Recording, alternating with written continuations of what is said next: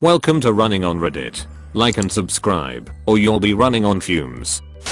Too long. Didn't read 14 years old me gets petty revenge on loser bully at the workplace. I was bullied a lot when in elementary, less in middle school, because I learned how to deal with it. When I was 14, my best friend got a job as a dishwasher at a popular chain in our city. He talked me into getting a job there too, and they hired me on the spot. Every big restaurant is always short dishwashers. It was a crappy job, but generally fun atmosphere. Everyone likes 14-year-olds, because you can be all wise and teach them stuff. When he and I worked together, we joked and talked a lot. They soon hired another couple dishwashers, a bigger kid and a very large, very strong, mentally handicapped man.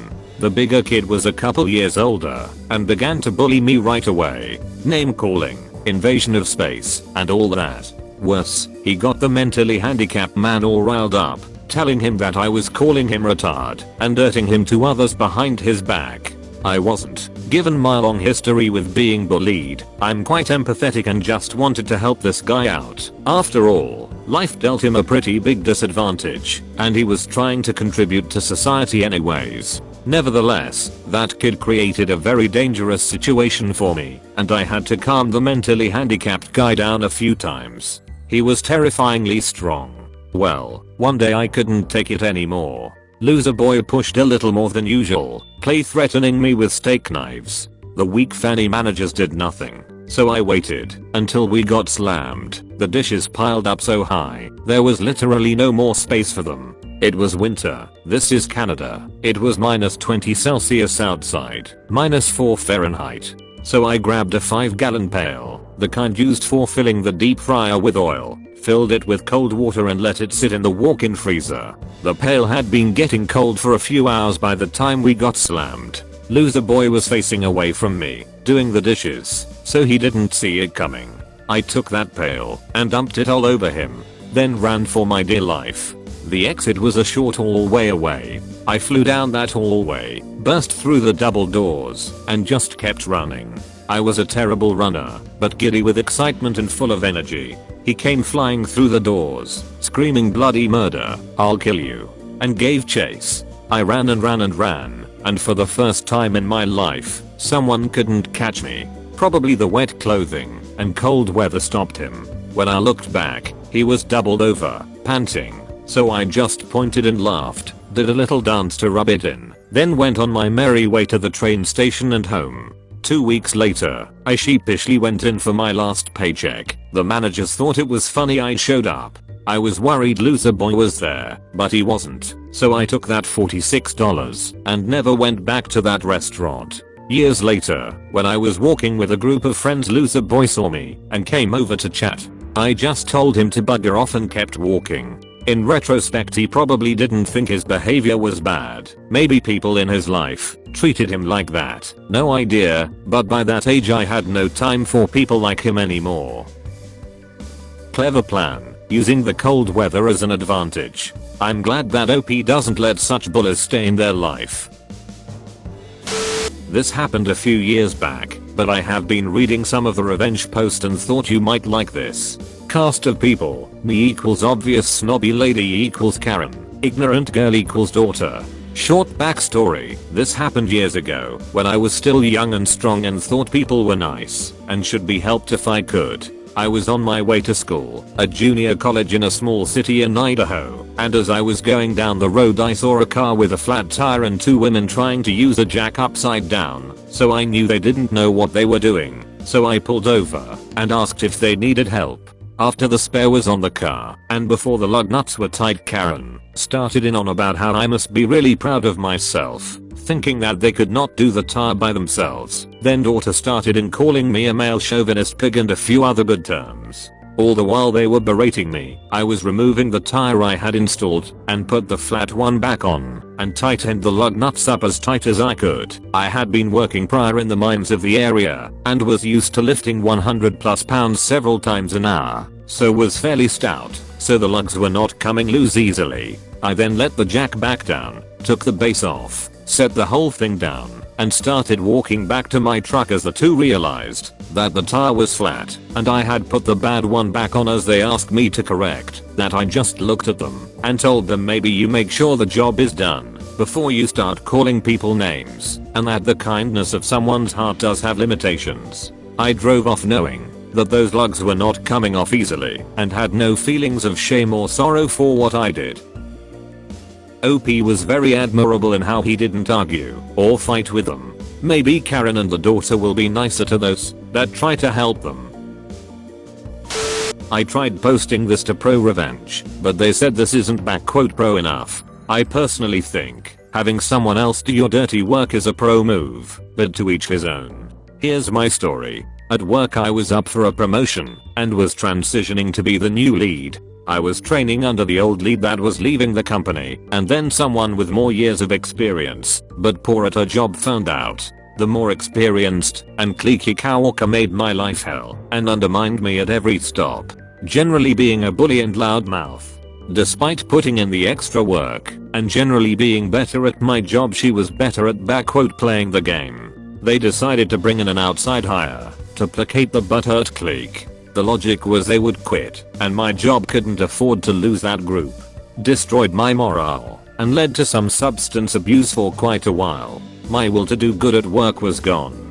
Then it came to my attention that this person was knowingly working with an expired license for the past year, but our management was too dense to notice.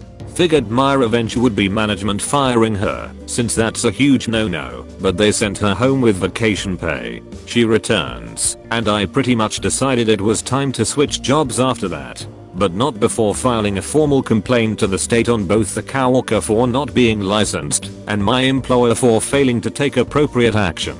Some will say I'm a snitch, but why does breaking state law have to be tolerated? It changed the path of my career because that promotion meant everything to me, so they can go wreck themselves with whatever the state does to them. That coworker sounds horrid. Glad that OP got out of there and got some satisfaction from it too. Let me know in the comments below if you've ever had to deal with a bad coworker. Many years ago, I accepted a job in an industry I was trying to break into for many years before. This was my first professional job, and I was still pretty naive on the business dynamics, meaning I didn't play the way they wanted me to. For many of the people I worked with this was fine. My boss, Nina, was something else. I learned pretty quickly to just go with the flow and remain under her radar. This worked for a time before I couldn't handle it anymore.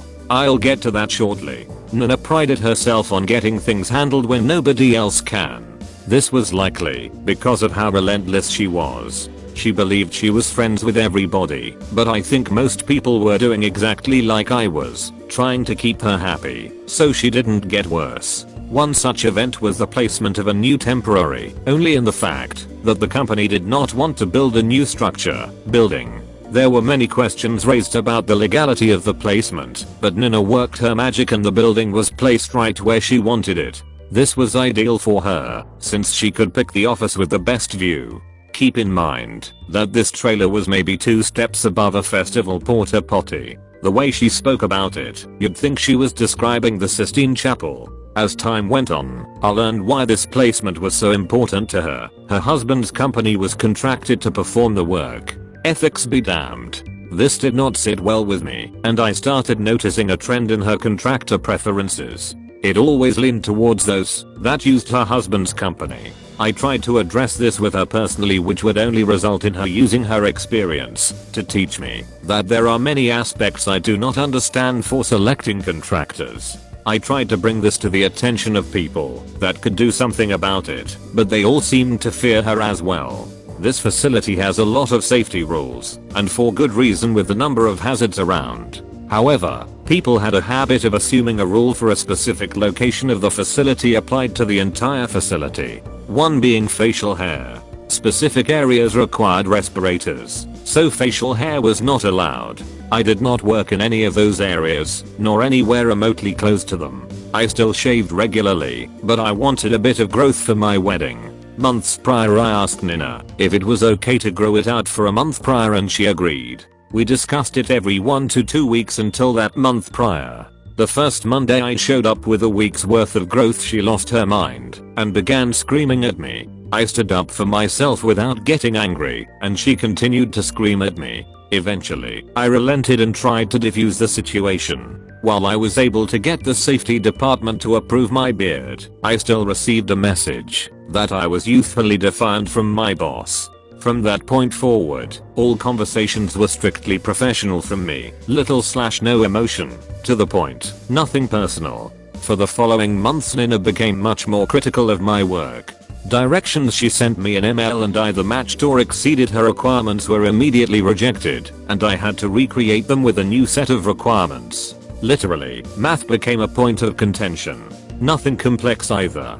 Basic arithmetic was scrutinized to the point that I had to explain, and this is not a joke, 8 plus 1 equals 9. My days were obviously numbered. Earlier this year I was rushed to the hospital for a possible heart attack. I'm early 30s, by the way. Ultimately, it was determined to be because of major work stress and my diet, since I was forbidden from lunch in the end. After a few days in the hospital, my wife is given notification that I'm being fired. To this day I have not been given a reason for being fired. The problem for my, now former, boss is that I have plenty of free time now. The first part started when coworkers began reaching out to see how my health was, and I'd subtly mention being fired. If they asked, I'd give as much detail without seeming malicious. This information started spreading quickly, and people began to put their walls around Nina. Evidently, I had built a decent relationship with my peers. My next step was to call the corporate ethics hotline and leave an anonymous message about her blatant conflicts of interest with applicable project names and rough dates, making sure to mention her husband and his company by name. The first sign that this call was effective came 2 weeks later, when I learned that a Sistine Chapel had been condemned for being placed on a fault line and had to be vacated immediately. She was forced into a basement office with 2 other people.